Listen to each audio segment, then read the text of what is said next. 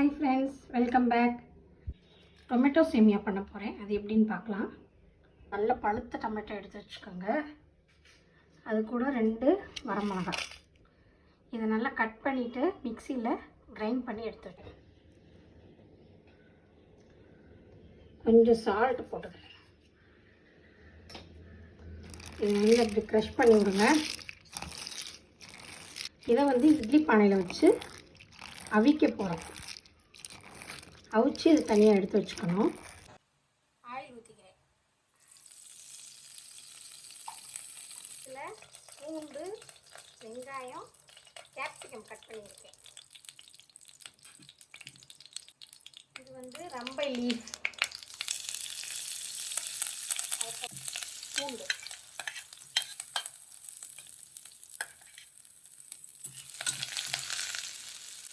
Onion, வெங்காயம்,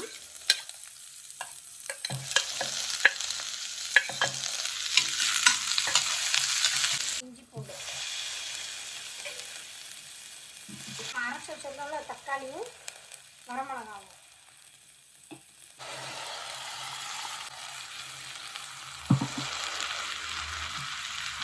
கொஞ்சம் தண்ணி. இந்த மசாலா வேகட்டும். தேவையான உப்பு, காஷ்மீரி ரெட் சில்லி. இது நல்லா கொதிக்குது. இந்த மசாலா நல்லா ராஸ்மல் போகணும். கொஞ்சம் சில்லி ஃப்ளேக்ஸ். நான் அரைக்கும் போது 2 மிளகாய் தான் போட்டேன். சில்லி ஃப்ளேக்ஸ் போடுவோம், காரமாக இருக்கும். அதனால் கேப்சிகம் போடுறேன். கார்ன் போடுறேன், ஸ்வீட் கார்ன் இருந்தால் போடுங்க, இல்லைன்னா ஸ்கிப் பண்ணிடுங்க.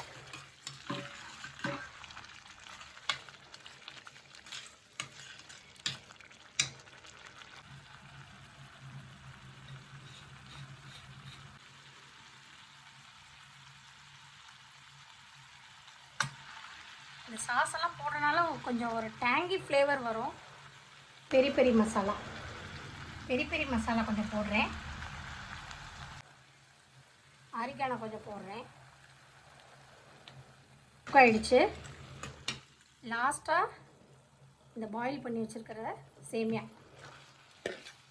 தக்காளி நல்லா கிடைக்கிது. இது பண்ணி பாருங்கள், ரொம்ப டேஸ்ட்டாக இருக்கும்.